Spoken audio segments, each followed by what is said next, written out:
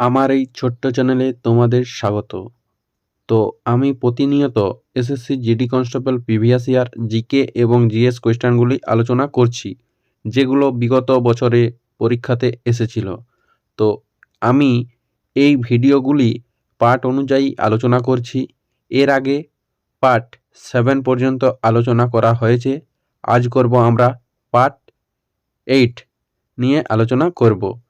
তো আমার এই ইউটিউব চ্যানেলে কমিউনিটিতে বিগত বছরে ডাব্লিউবিপি যতগুলি জিকে কোয়েশ্চেন এসেছিল, আমি সেগুলো সাল অনুযায়ী আলোচনা করছি।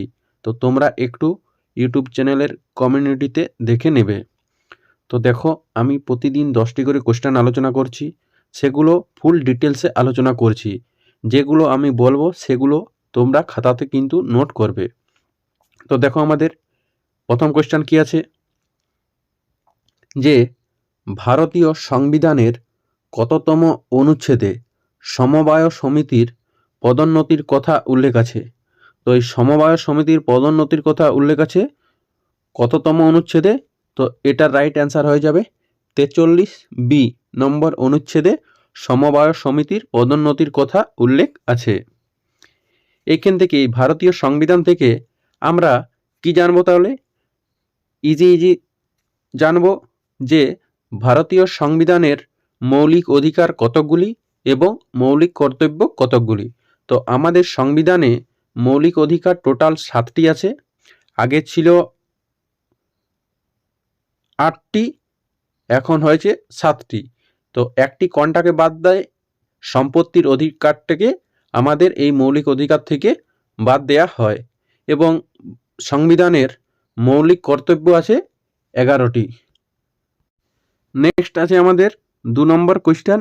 1978 সালে গুরু গোবিন্দ সিং এর মৃত্যুর পর মোগল কর্তৃত্বের বিরুদ্ধে এই খালসা বিদ্রোহের নেতৃত্বে কে দিয়েছিলেন? এই খালসা বিদ্রোহের নেতৃত্ব দিয়েছিলেন আমাদের বান্দা বাহাদুর। বান্দা বাহাদুর হয়ে যাবে আমাদের রাইট অ্যান্সার। এই যে এই গুরু গোবিন্দ সিং, এখান থেকে আমাদের কি কোয়েশ্চেন হয়, যে গুরু গোবিন্দ সিং ছিলেন 10ম শিখ গুরু। মানে 10ম শিখ গুরু ছিলেন, এই 10ম শিখ গুরু ছিলেন গুরু গোবিন্দ সিং। তিনি কিন্তু শিখদের শেষ গুরু ছিলেন। এবং এই 10ম শিখ গুরু তিনি খালসা নামে এক সামাজিক কাহিনী গড়ে তোলেন। ঠিক আছে, এটা তোমরা নোট করবে। তাহলে কি নোট করবে? এই গুরু গোবিন্দ সিং ছিলেন 10ম শিখ গুরু, শিখদের শেষ গুরু ছিলেন। ঠিক আছে, 1 নম্বর পয়েন্ট। 2 নম্বর পয়েন্ট লিখবেন, এই খালসা নামে এক সামরিক বাহিনী গড়ে তুলেছিলেন গুরু গোবিন্দ সিং। আর একটা কোয়েশ্চেন হয়, এই খালসা শব্দের অর্থ কি? এই খালসা শব্দের অর্থ হলো পবিত্র। পবিত্র, এটা কিন্তু তোমরা নোট করবে। নেক্সট আমাদের 3 নম্বর কোয়েশ্চেন কি আছে, সংবাদ কৌমুদি পত্রিকার সংস্থাপক কে? এই সংবাদ কৌমুদি পত্রিকার সংস্থাপক কে ছিলেন? ছিলেন আমাদের রাজা রামমোহন রায়। হয়ে যাবে আমাদের রাইট অ্যান্সার। এই রাজা রামমোহন রায় কি প্রতিষ্ঠা করেছিলেন বলো তো? তোমরা কিন্তু নোট করবে, এই রাজা রামমোহন রায় আত্মীয় সভা প্রতিষ্ঠা করেছিলেন।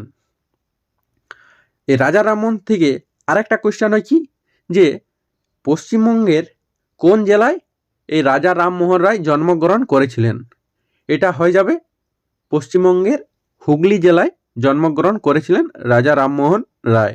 তাহলে দেখো, আমাদের রাজা রামমোহন রায় থেকে 2টি কোয়েশ্চেন হলো। এক হলো আত্মীয় সভা প্রতিষ্ঠা করেছিলেন তিনি, এবং পশ্চিমবঙ্গে হুগলি জেলায় জন্মগ্রহণ করেছিলেন তিনি। এই সংবাদপত্র থেকে আমাদের কিছু কোয়েশ্চেন হয়, তোমরা নোট করবে, যে ভারতে প্রথম সংবাদপত্রের নাম কি? এই ভারতের প্রথম সংবাদপত্রের নাম হয়ে যাবে বেঙ্গল গেজেট, ভারতে প্রথম। আরেকটা কোয়েশ্চেন হয় কি, যে বাংলা ভাষায় প্রথম সংবাদপত্রের নাম কি? এটা কিন্তু খুব ইম্পর্টেন্ট, যে বাংলা ভাষায় প্রথম সংবাদপত্রের নাম হয়ে যাবে সমাচার দর্পণ। নেক্সট আমাদের 4 নম্বর কোয়েশ্চেন কি আছে দেখো,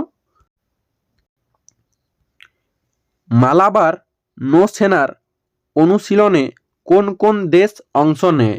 এই মালাবার নৌসেনা অনুশীলনে ভারত, অস্ট্রেলিয়া, জাপান ও আমেরিকা এই 4টি দেশ অংশ নেয়। নেক্সট আমাদের 5 নম্বর কোয়েশ্চেন কি আছে?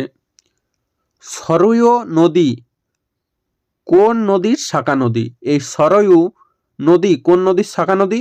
এটা রাইট অ্যান্সার হয়ে যাবে সারদা নদীর শাখা নদী। নেক্সট আমাদের 6 নম্বর কোয়েশ্চেন কি আছে? 26শে জানুয়ারি 2019-তে ভারতীয় সংবিধান তার অস্তিত্বের 69 বছর পূর্ণ করল।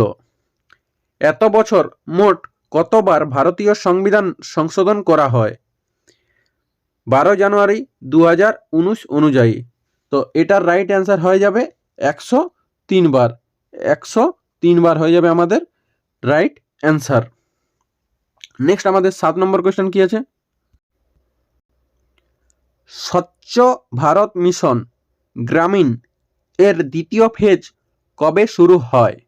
তো এটার রাইট অ্যান্সার হয়ে যাবে 2020-21 সালে।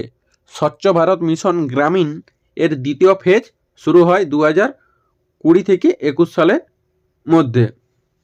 নেক্সট আমাদের 8 নম্বর কোয়েশ্চেন কি আছে?